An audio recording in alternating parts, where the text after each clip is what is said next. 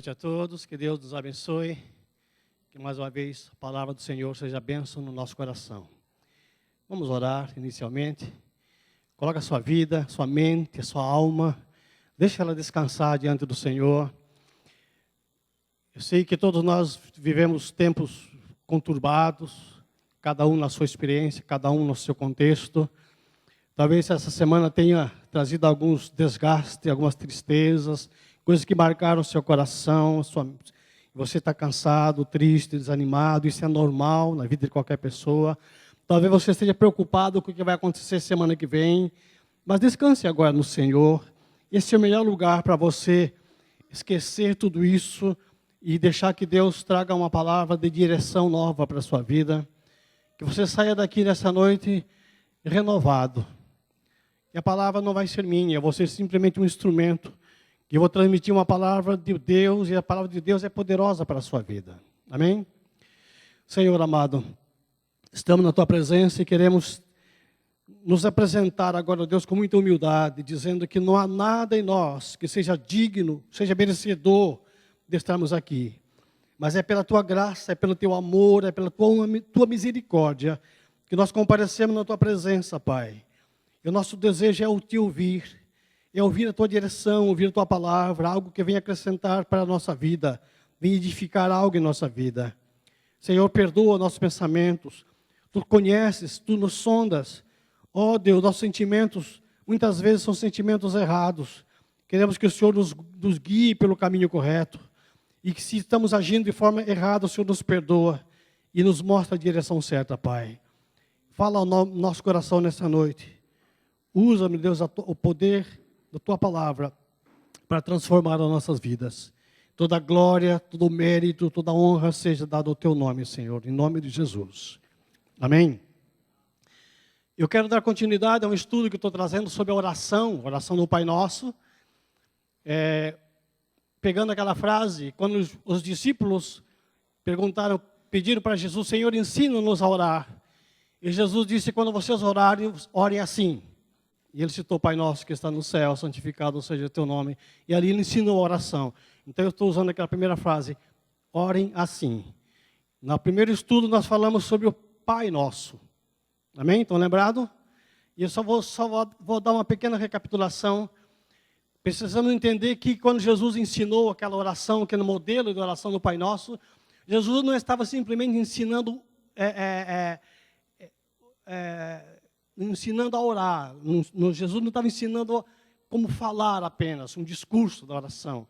Jesus estava querendo ensinar que oração é mais do que um discurso. Oração é um estilo de vida. Oração é um estar na presença de Deus. Orar não é apenas falar com Deus. Orar é estar com Deus.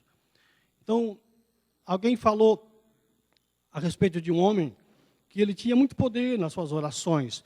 E as orações dele eram orações curtas. Ele chegava assim, ele simplesmente ele dava uma ordem, as coisas aconteciam. E as pessoas admiravam como é que alguém ora uma oração tão curta e as coisas acontecem. E tem gente que ora tanto tempo e não acontece nada. Então ele respondeu dizendo o seguinte, que a oração curta que prevalece é resultado de muito tempo gasto na presença de Deus. Na hora de orar, a oração foi curta, né? Ele simplesmente pronuncia uma frase. E a oração é respondida. Mas você não imagina quanto tempo ele passou na presença de Deus. Ele vive na presença de Deus. Ele vive em oração. Isso que Jesus quis ensinar para nós. Que não é apenas a forma de falar, mas é a forma de viver, a forma de se estar na presença de Deus. Vamos recapitular um pouco sobre aquela primeira frase do Pai Nosso. É muito importante entendermos isso de novo. Quando nós chamamos Deus de Pai, é porque nós estamos reconhecendo a nossa identidade. Nós sabemos quem somos e com quem estamos falando. Nós estamos falando com o nosso Pai. E quando chamamos Deus de Pai, nós estamos quebrando, de fato, toda a barreira que poderia nos separar. Nós temos entendimento de que Deus nos conhece como Pai. Quando você estiver orando e chamando Deus de Pai, você precisa entender que você não é um estranho diante do Senhor. Você não está falando com uma autoridade, tentando convencer essa autoridade. como se Deus precisasse conhecer a nossa história. Não. O filho, muitas vezes, ele procura o pai por causa da sua necessidade, porque ele quer ser atendido na sua necessidade. Não é isso? Principalmente filho pequeno. Pai, eu quero alguma coisa. Pai, se ele se aproxima da gente, é porque está querendo algo. Então, a necessidade é que faz se aproximar do pai. Então, dificilmente um filho procura um pai só pelo prazer de estar perto. Que está aqui, filho? Não, é porque eu gosto de estar perto do Senhor. Depois de velho até acontece. Mas quando é criança, o filho procura por necessidade. Agora, o filho, ele não tem essa dimensão do quanto ele representa para o pai. Ele não tem. É a necessidade que faz aproximar. Agora, o pai, ele vê o filho de uma forma diferente. O pai vê essa ligação com o filho não por causa da necessidade apenas. Ele recebe o filho pelo prazer de ter o seu filho junto com ele. Não é verdade? O pai já recebe o filho porque ele conhece, ele sabe o que ele representa desde quando ele nasceu. Lembre-se que nós falamos aqui que quando Deus nos criou o homem, nós somos mais do que uma criação. Nós somos, Deus nos gerou. Nós fomos gerados por Deus. O filho é uma extensão do pai. É bom, só estou recordando algumas coisas que nós falamos. É bom lembrar que a Bíblia fala lá no Salmo 103, assim como um pai se compadece dos seus filhos, assim o Senhor também se compadece, tem compaixão daqueles que o temem. Porque Ele conhece a nossa estrutura. Olha só que coisa linda.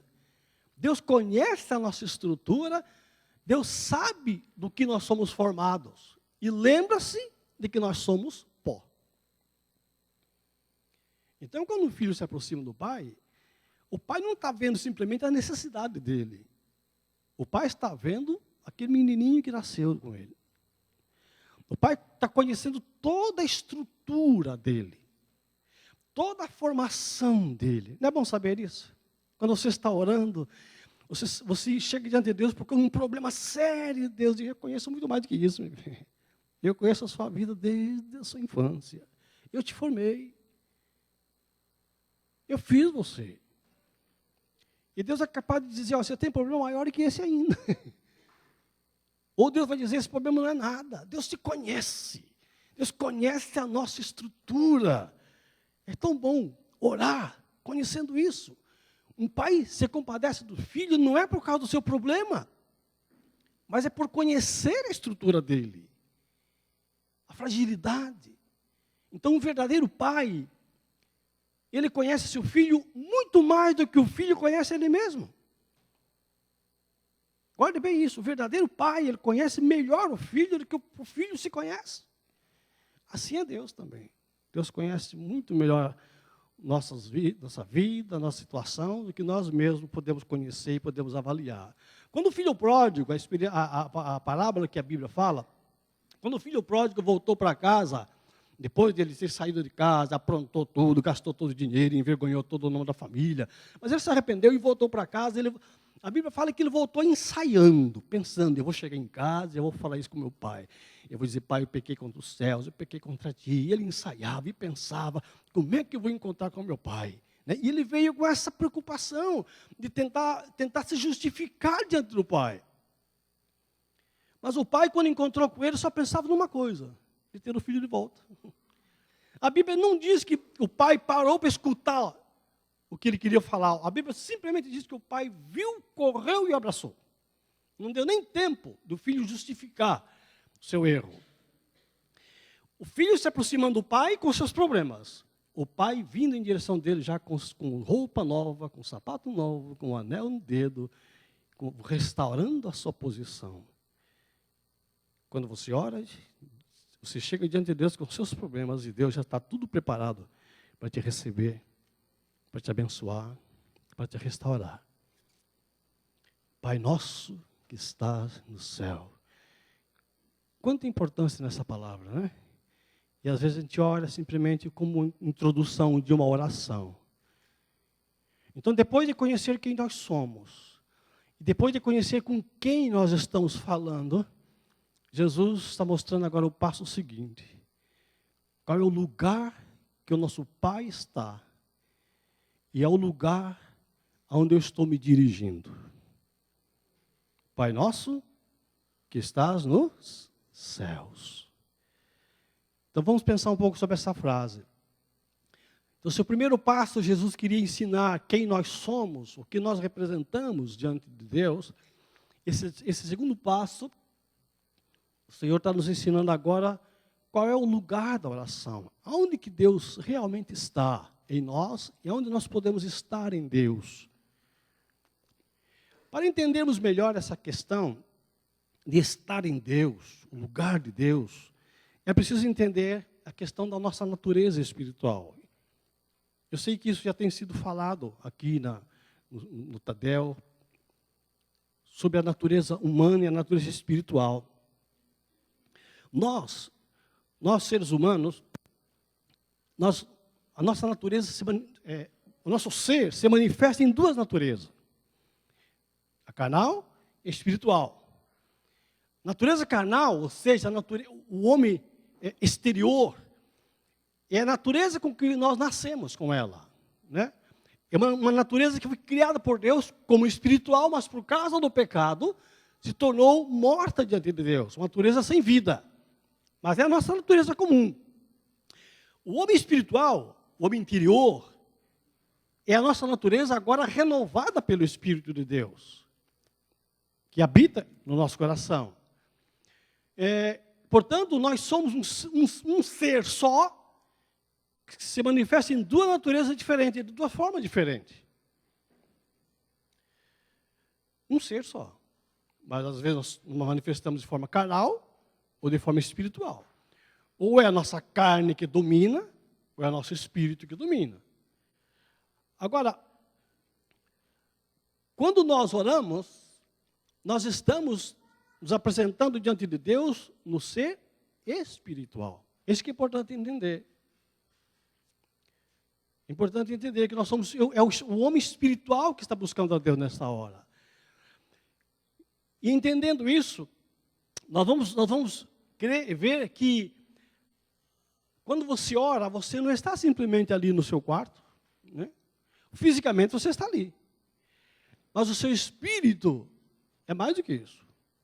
Ele está num lugar onde Deus tem nos preparado. Agora vamos entender qual é esse lugar. Quando Jesus fala aqui, Pai nosso que está nos céus, Ele não está se referindo ainda àquele lugar como morada eterna, que Ele foi nos preparar. Não é o paraíso ainda, como descreve o Apocalipse.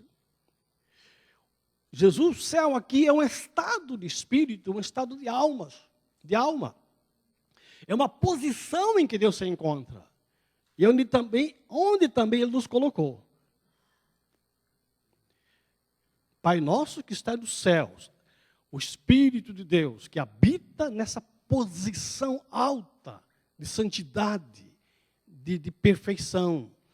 Deus sempre buscou estar entre os homens. Deus sempre procurou um lugar para estabelecer a sua habitação. Não que Deus precisasse de uma casa para morar, porque Deus é eterno, Deus Ele é onipresente, Ele está em todos os lugares. Mas para que os homens pudessem encontrá-lo de uma forma mais fácil, Deus se permitiu, vamos dizer assim, ser achado, né? Se você perguntar lá, conseguisse perguntar para Adão, Adão, onde é que você encontra Deus? Adão ia dizer, no paraíso, no jardim. Toda tarde eu falo com ele. Se você perguntasse para Noé, eu não falo com Deus, ele dizia, na arca. Eu encontro com Deus na arca. Se perguntasse para Abraão, como é que se encontra Deus? Abraão ia dizer, no altar. Toda vez que eu quero falar com Deus, encontrar com Ele, levanta um altar, um sacrifício, e Ele fala comigo. Se perguntasse para Moisés, onde encontro Deus? Moisés ia dizer, no tabernáculo. Nós construímos um tabernáculo e quando quiser encontrar com Deus, vou lá.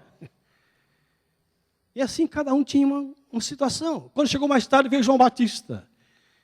Jesus já tinha nascido. Ele perguntou para João Batista, onde encontrou Deus? E ele vê Jesus e ele aponta para Jesus, eis o Cordeiro de Deus. Deus conosco. Quem quisesse encontrar Deus, que encontrasse com Jesus. Jesus morreu, ressuscitou, enviou o Espírito Santo. E agora eu pergunto para a igreja, onde posso encontrar Deus? No coração de cada um que crê. Vocês viram que sempre tem um lugar para encontrar Deus? Seja num jardim, seja numa arca, seja num altar, seja numa tenda. E tudo isso Deus estava preparando para justamente esse momento final. Deus está no coração. Em espírito Ele vem e habita no coração de cada um. Onde está Deus? Essa é a pergunta que nós devemos entender. Que até quando nós entendemos o mistério da morte de Cristo, nós vamos entender esse lugar. A Bíblia diz que Deus habita em nós e nós habitamos nele. Efésios 2:6 fala que Deus nos fez assentar nas regiões celestiais em Cristo Jesus. A Bíblia diz que Jesus está sentado à direita de Deus. Essa expressão, sentado à direita, significa que ele é o segundo na autoridade espiritual. Não quer dizer que tem um banquinho lá e os três são sentados. Mas é uma posição. No mundo espiritual, porque espírito, irmão, não precisa de lugar. O espírito não precisa de espaço. O espírito existe. É um mundo criado espiritualmente. É claro que mais tarde teremos esse lugar. Vai ser formado. Jesus foi preparar para nós. Mas estamos falando agora de uma posição, um estado de alma, um estado de espírito, juntos. E Jesus está nesse lugar e Deus nos fez assentar nessa região com Ele. Colossenses 3:3, vocês morreram e agora a sua vida está escondida com Cristo em Deus. A minha vida espiritual, irmão, a minha fonte de existência está em Cristo. E Cristo está em Deus, então eu estou lá. Pai nosso que está nos céus. Opa, cheguei em casa. Então na hora da oração, você fala com Deus nesse sentido. Não é Deus que vem até você, é você que está entrando agora na presença de Deus. Então, essa entrada é muito importante entendermos isso. Quando nós oramos, irmãos, é o homem espiritual que está em ação. Foi olhando através desse aspecto que Jesus falou para os discípulos. Jesus falou para os discípulos ali no jardim de Getsemane, quando Jesus foi preso. Jesus falou para os discípulos, fique aqui orando que eu vou além orar. Jesus voltou, eles estavam dormindo. Jesus acordou, ei, acorda, ore, temos que vigiar. Ele foi e voltou, estava dormindo 3 vezes, Jesus voltou. E ele estava dormindo, Jesus falou, mas você não pode vigiar nem uma hora. Vigiem, sejam prontos. Porque o espírito está pronto, mas a carne é fraca. Ou seja, o espírito, o nosso ser espiritual está sempre pronto para entrar na presença de Deus. O espírito está sempre pronto para entrar nesse lugar de habitação. Ele está pronto para orar, mas a carne pede para dormir. O espírito está pronto para orar, a carne está com fome. O espírito está pronto para orar, a carne está doida para assistir televisão. O espírito está pronto para orar, a carne quer ver o celular. A carne quer ver o jornal, tomar água. A carne, por quê? Porque a carne está na casa dela. A carne habita aqui, a carne se alimenta disso, mas o espírito está pronto para entrar na presença de Deus. E quem nós vamos permitir que domine isso? Então, a nossa mente renovada. A lei de Cristo me libertou da lei do pecado e da morte, diz a Bíblia. Então, o homem espiritual, tanto o homem espiritual como o carnal, usa o sentimento, vontade, mente, contato, palavra, é a mesma forma de expressão, os dois usam. Agora, quem vai dominar? Quem estiver melhor alimentado. Se a nossa mente for renovada com a palavra de Deus, então a lei espiritual vai ser mais forte, vai ser mais forte. Mas se não tem renovação da mente pela palavra de Deus, a lei natural vai prevalecer. Então a carne prevalece. Orar no Espírito não significa simplesmente orar em língua. É orar no homem espiritual. É você entrar na presença de Deus. Pai nosso que está dos céus, eu estou aqui, Senhor, falando com o Senhor, onde o Senhor está. O Espírito está pronto para esse lugar. Oh, aleluia. Atende, Senhor. Quando você entender esse mistério do lugar da oração, então você vai entender que quando você ora, você não está simplesmente no quarto ou no seu lugar secreto. O seu espírito vai além disso no lugar físico. Você vai até a sala do trono de Deus. Irmãos, isso é tremendo, isso é grandioso. E de uma forma tão maravilhosa, Deus, só o Pai pode fazer. É como que se Ele abrisse um espaço para que você chegasse à presença dEle e você possa escutar os segredos do seu coração. Pai nosso que está nos céus, eu estou entrando na tua presença agora. Amém, queridos? Um homem de oração muito poderoso, ele escreveu o seguinte: quando nós oramos, nós estamos no palácio, no chão resplandecente da sala da recepção do rei. E assim ficamos em posição vantajosa. Na oração, estamos onde os anjos se curvam com as faces veladas. Nem os anjos conseguem olhar para a face do Senhor, então eles estão assim. E você está entrando naquele lugar para conversar com o Pai. Irmãos, isso não é fantasia, isso não é discurso religioso. Isso é real no Espírito. Agora, se você for orar, dobrar seu joelho, ai que canseira, e pensar nos problemas, você está na carne, você não sai do teto, está no quarto mesmo. É preciso mortificar o homem natural e deixar que o homem espiritual, claro, você não vai ser um fantasma, você vai, não, é você, é na sua mente, o seu pensamento está em Deus tão firme que você, eu vou ousar dizer, você é capaz de chegar ao seu corpo prostrado ali e você está no céu. Porque o seu espírito chega lá. Porque você está lá. Você está ao lado de Cristo. Pai nosso que está nos céus. Então, o que acontece, muitas vezes, nessa hora, é que a nossa identidade é revelada e é revelado também o lugar da nossa habitação. Agora, quando Jesus ensinou essa oração, ele não quis mostrar que isso só acontece quando você ora. Isso deveria ser na nossa vida inteira, o tempo todo. Nós deveríamos estar vivendo na carne aqui, mas o nosso coração, a nossa mentalidade devia estar no céu mesmo. E Deus nos deu essa habilidade de vivermos assim. O rei Davi orava: Senhor, eu quero viver na casa do Senhor todos os dias da minha vida. Na presença do Senhor todos os dias. Salmo 91 fala disso. Aquele que habita no esconderijo do Altíssimo. Ele habita ali, ele está na sombra do Onipotente. Não é só na adoração que ele entra lá. Ele habita, ele mora. Ele vive na presença do Senhor. Como seria diferente a nossa vida, as circunstâncias, se nós fôssemos mais espirituais? Eu trouxe um estudo sério sobre espiritual. Qualquer coisa, volta lá no site e veja o que é ser espiritual. Não é ser religioso. Ser espiritual não é estar na igreja todo dia. Ser espiritual não é ler a Bíblia todo dia. É mais do que isso. Você vai precisar ler todo dia, orar todo dia, estar na igreja várias vezes. Precisa. Mas não é isso que torna você espiritual.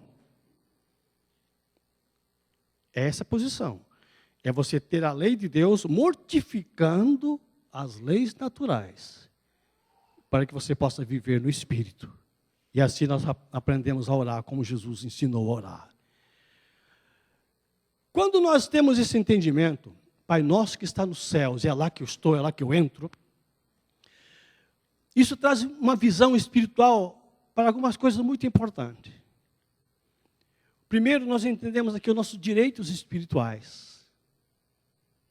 Quando eu sei quem eu sou, e sei aonde Deus tem me colocado em termos de posição, aonde eu estou, então eu vou conhecer meus direitos. E a Bíblia fala que Deus já nos tem dado tudo o que diz respeito à vida. 2 Pedro 1:3. Deus já nos deu tudo que precisamos para viver uma vida espiritual plena aqui. Aliás, a Bíblia usa essa expressão de plenitude. O apóstolo Paulo fala muito sobre plenitude de Cristo em vocês.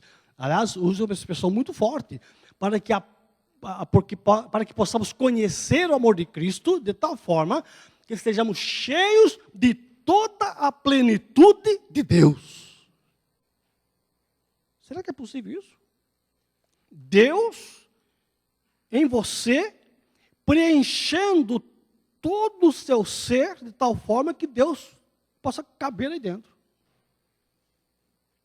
Você está cheio da plenitude de Deus. Aí você pode dizer, se Deus é por nós, quem será contra nós?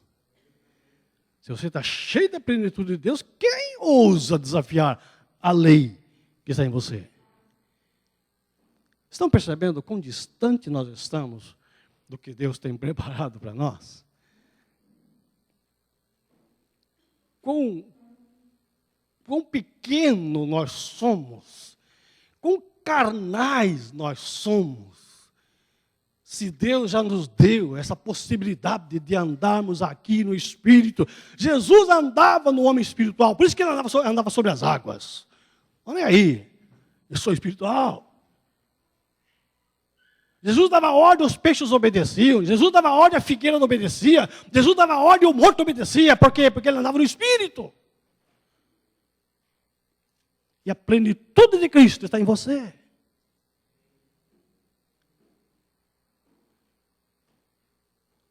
Pai nosso que está nos céus, a autoridade que nos foi dada.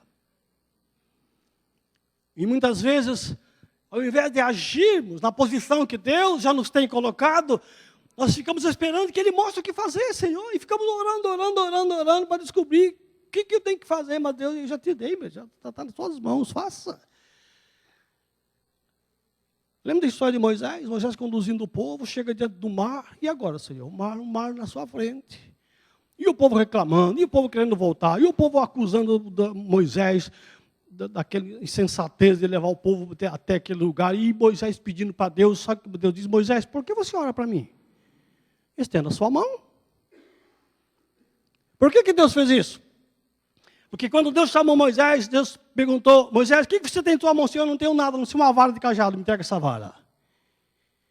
Deus ungiu aquela vara e devolveu para ele. Com essa vara você vai libertar o povo do Egito. Você não precisa mais do que uma vara. Aquela vara representava o poder de Deus. Deus está dizendo, estou passando todo o poder para você. Uma vara. E quando Moisés chega diante de um problema, ele começa, em vez de usar a sua autoridade, ele começa a orar de novo. Moisés, por que você está orando? Eu já te dei autoridade, estenda a sua mão. Parece que cada vez que acontece um problema, Deus tem que fazer tudo de novo na vida da gente. Para entender o que é possível, o que não é, o que é certo e o que é errado. Nós deveríamos andar numa postura de autoridade diante do Senhor de tal forma que assim que tivesse qualquer obstáculo na frente, saber o que fazer. E olha que Moisés estava só diante de um mar, viu? É só o mar que estava na frente dele. Mas mesmo assim Deus diz, por que você está clamando a mim? Você sabe o que fazer. Quanta autoridade Deus nos tem dado. E nós não entendemos, porque nós não entendemos a nossa posição de autoridade. Essa lei espiritual, ela está dentro de nós. É muito mais forte do que qualquer outra lei que possa se opor. Autoridade no mundo espiritual nem sempre significa o poder de mudar as coisas. Preste bem atenção nisso, é importante, gente. Autoridade não significa o poder de mudar. Autoridade não significa o poder de fazer acontecer as coisas. A autoridade espiritual nem sempre se mede com os resultados que os nossos olhos podem ver. Nós estamos agindo no espírito. Às vezes o resultado é espiritual, às vezes o resultado não é espiritual. Autoridade significa domínio. Autoridade significa controle de si mesmo diante de alguma situação. Nem sempre autoridade significa controlar a situação, mas é controlar-se a si mesmo diante de uma situação. Isso é autoridade. José do Egito exerceu essa autoridade. A pastora Val trouxe uma palavra importante sobre isso aqui no Tadel uma vez. A autoridade de dominar seus ímpetos carnais. A autoridade de não ser rendido a um sentimento da carne. Ele teve autoridade sobre si mesmo. Por isso Deus deu a ele a autoridade para governar o Egito. Então, antes de ele fazer acontecer lá fora, e toda a autoridade, todas as vezes que ele tinha uma demonstração de obediência e de autoridade, ao contrário, visivelmente, o que se via era o contrário. Ele obedeceu e foi preso. 2 vezes, por falar a verdade, ele foi preso. No mundo espiritual, a autoridade que ele exerceu, no mundo natural, no mundo natural, a autoridade que ele exerceu não foi vista em nenhum resultado positivo. Mas você não tem ideia o que estava sendo construído no mundo espiritual, por causa da autoridade que ele estava exercendo. Então, não perder a autoridade significa não perder a sua identidade. Você não perde a sua autoridade. É quando você não perde a sua identidade. Você é filho de Deus, você é príncipe. Lute como um príncipe. E nem sempre os príncipes vencem, eles morrem também. Eu lembro muito bem, já citei várias vezes aqui, eu vou me referir muitas vezes à experiência de Gideão, o irmão de Gideão lá na Bíblia. Gideão saiu para a guerra, e Deus deu a ele autoridade para guerrear. Juntou 300 soldados apenas, ele foi guerreando, vencendo inimigos aqui, vencendo lá, tomando território, e foi indo. Mas ele tinha inimigos. E a Bíblia fala que alguns inimigos pegaram dois irmãos de Gideão e mataram. Eles lutaram, mas os irmãos de Gideão morreram. Gideão já estava furioso com aquele povo todo. E quando chega lá e encontra alguém que matou o irmão dele, imagina a fúria de Gideão. Gideão pegou aqueles homens e começou a fazer umas perguntas para eles, para ter certeza se eram eles mesmo que tinham matado o seu irmão. E quando ele perguntou, como eram os rapazes que vocês mataram?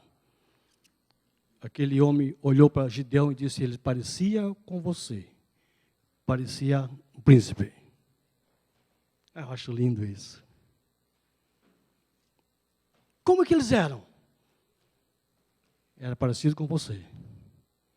Parecia príncipe. Mas eles morreram. Mas morreram como príncipe. Mas eles morreram. Morreram com autoridade de príncipe. Nem sempre nós vamos ver o resultado dessa autoridade no mundo natural, irmãos.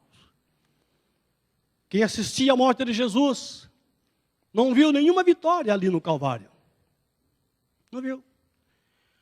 No mundo físico, ou no mundo natural, o Jesus de Nazaré, o líder religioso, estava formando um grupo que estava incomodando os judeus, que estava formando um grupo que estava incomodando os romanos para tomar o seu exército, tanto dos judeus, dos religiosos, como diante dos políticos, dos romanos. Aquele Jesus de Nazaré foi mais um que se levantou e morreu. Mas a Bíblia fala que quando Jesus morreu ali na cruz, ele estava no mundo espiritual destronando potestades e principados. No mundo físico, o ser natural, Jesus, estava sendo derrotado. Mas no mundo espiritual, o Cristo, o Filho de Deus, estava realizando sua maior vitória de guerra, que já se travou no Espírito. Enquanto aqui na terra os soldados estavam chicoteando a Jesus, pregando os pregos em suas mãos e nos seus pés, e vendo morrer o Jesus de Nazaré, no mundo espiritual, o Cristo estava tirando as chaves da mão do diabo e resgatando almas que estavam presas no inferno.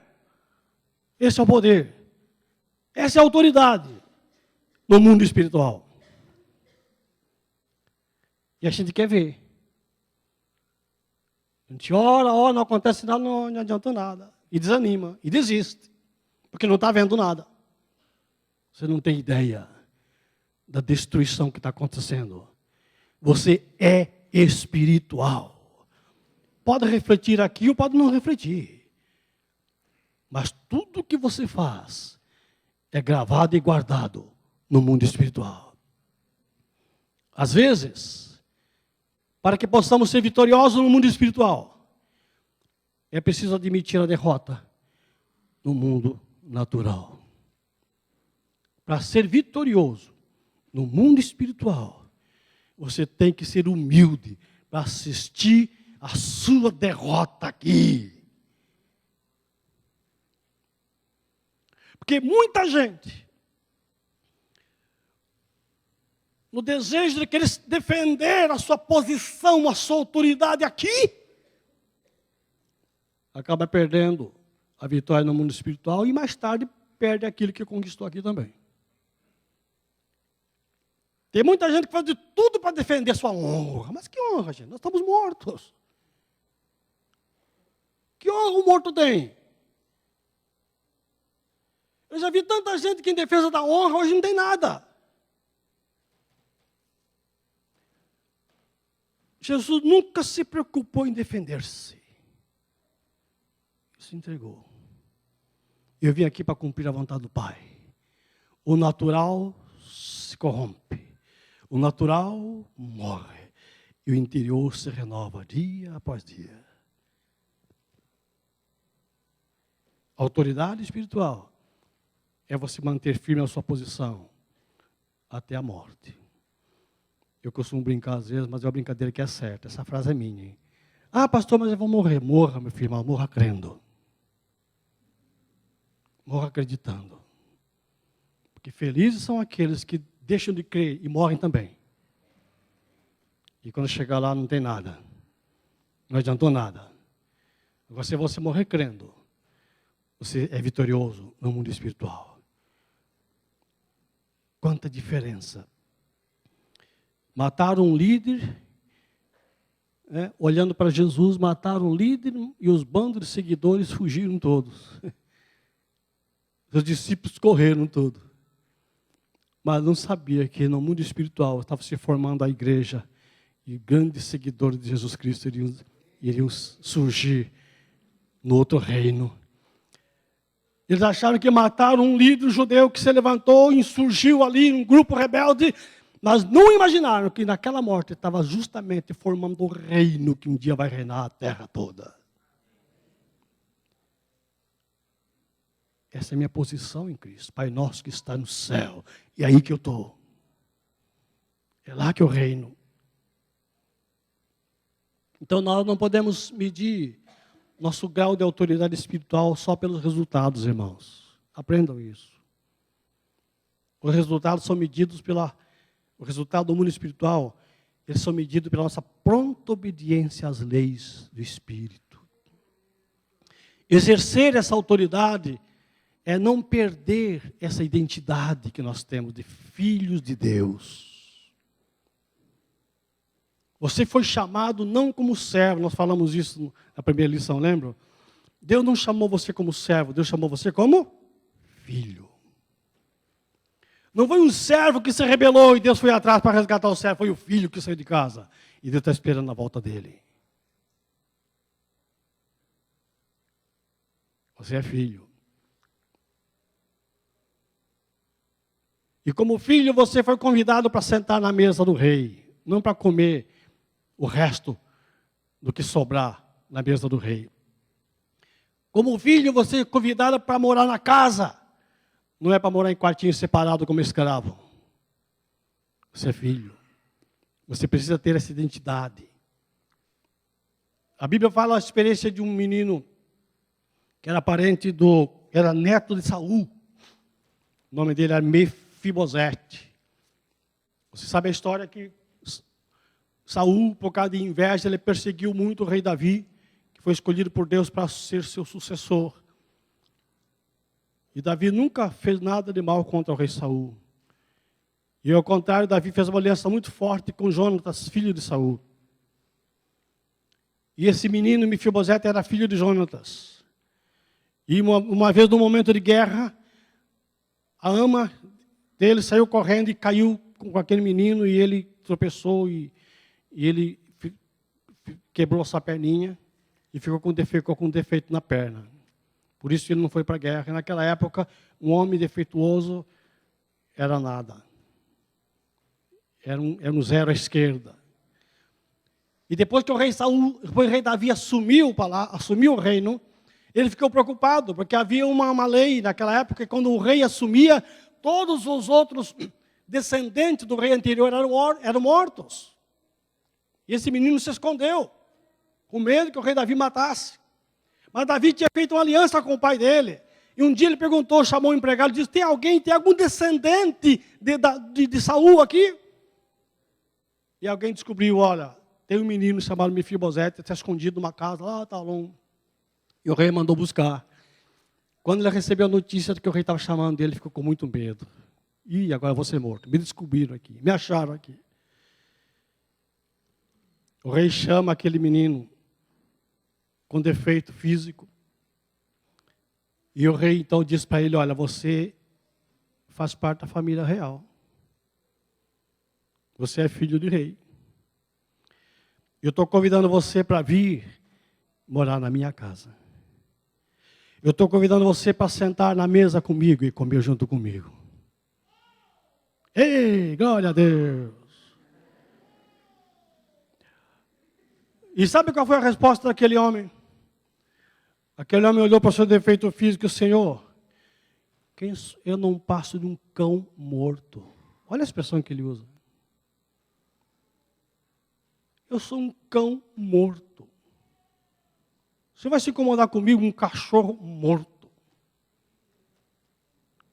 O rei disse: não, você é filho de rei, você vai sentar na mesa comigo. Irmão, se nós olharmos para o nosso homem espiritual, eu não passo de um cão morto. Mas se você olhar para o homem, eu falei espiritual, troquei aqui. Se eu olhar para, perdoa, senhor. Se eu olhar para o homem natural, eu vou ver tanto defeito em mim, que eu vou dizer que eu não passo de um cão morto. Mas se eu olhar para o homem espiritual, para o Cristo que está em mim, eu vou me sentir filho do rei. Eu vou sentar na mesa com o rei. Eu vou comer na mesa do rei.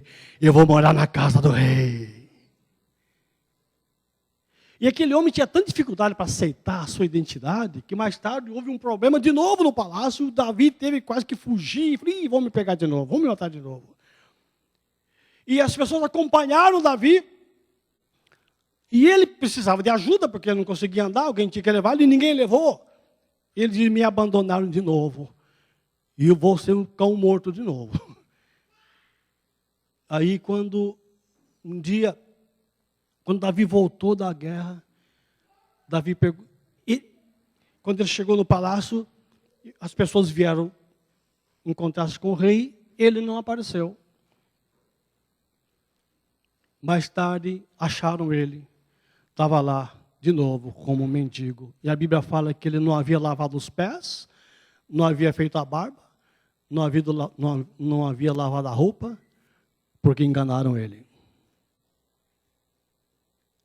Sabe, às vezes você já sentou na mesa do rei, você já foi dito que você é filho do rei, você tem direito de sentar ali, mas quando acontece um probleminha, você deixa de se preparar como filho de rei.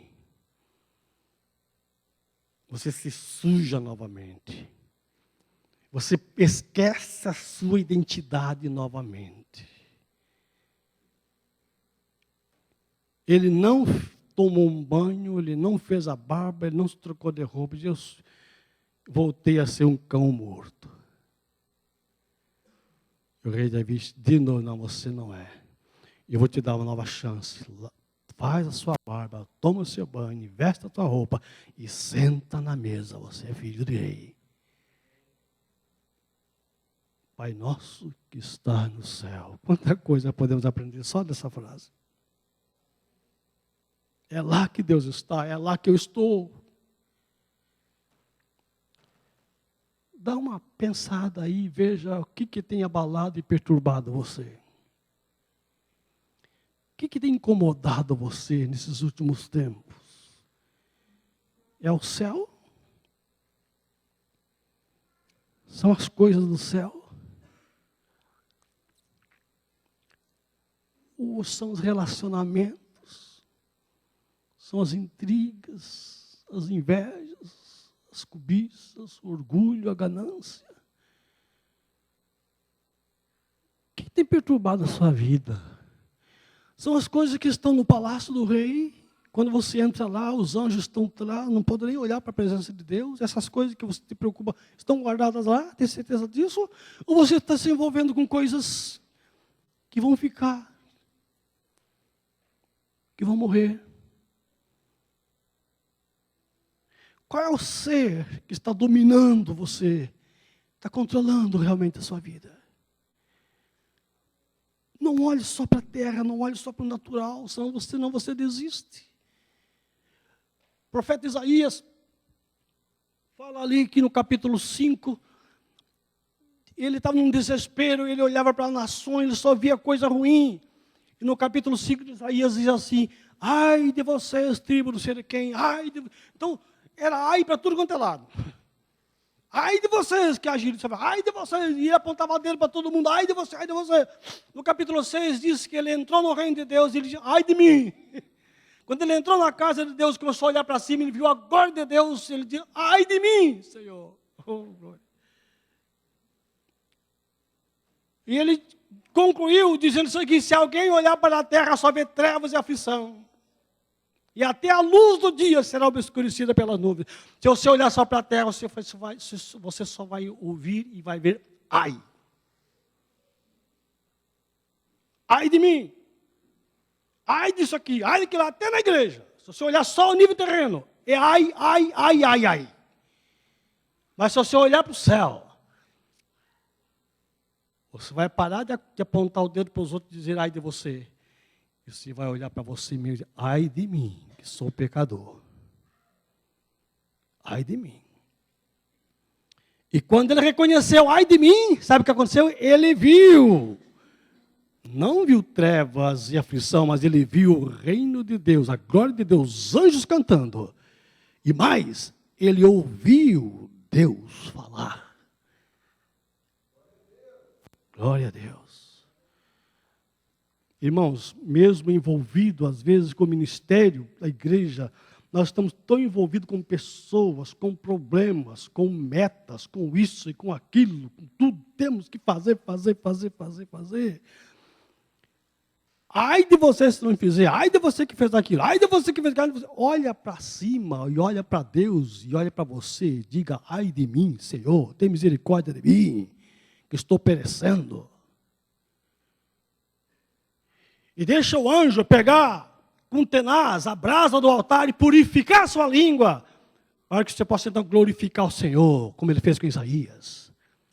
Porque os anjos ficam dia e noite glorificando ao Senhor, e eles que não têm pecado nenhum. E é nesse lugar, na sala do trono que nós entramos, é nesse lugar, na presença de Deus, que nós estamos. Pai nosso que está nos céus, santificado seja o teu nome. Santificado seja o teu nome.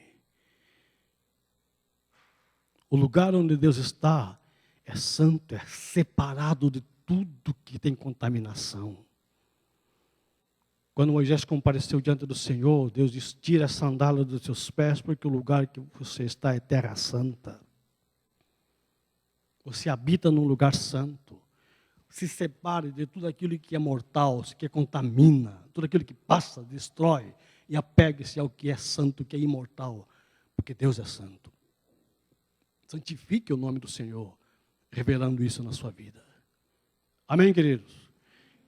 Que Deus nos abençoe, que possamos entender quem nós somos e o lugar onde nós estamos. Deus é o Deus que está no céu. Você já está lá. Estamos na terra. Mas a extensão disso é tão grande que você habita com Ele. E você tem vitória sobre todas as outras leis. E seus resultados não vêm da maneira como você está vendo. Não duvide da sua posição. Não duvide da sua autoridade. Porque no mundo espiritual, os resultados já aconteceram. Vamos ficar de pé. Vamos orar. Deus.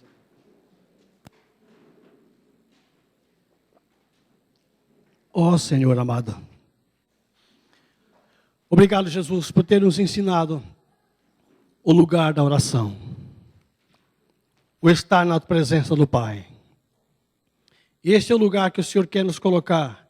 Não só naquele momento secreto de oração, mas durante toda a nossa existência aqui. Porque o Senhor já está aí, Jesus. E nós estamos, a nossa vida está escondida em Ti. Revela essa verdade com clareza em cada coração aqui, Pai. Que nós possamos valorizar aquilo que o Senhor já colocou em nossa vida, nosso coração, nossa mente.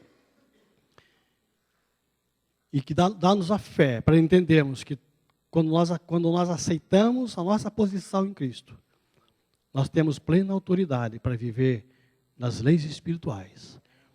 Senhor, independente dos resultados materiais aqui, nós cremos que Tu és fiel para cumprir tudo aquilo que está escrito no mundo espiritual. Que o Senhor esteja abençoando e fortalecendo as nossas vidas, para que nós sejamos homens e mulheres de vida de oração. O andar, o estar na Tua presença. Tudo seja para a glória e honra do Teu nome. Amém. Amém. Aleluia. Estamos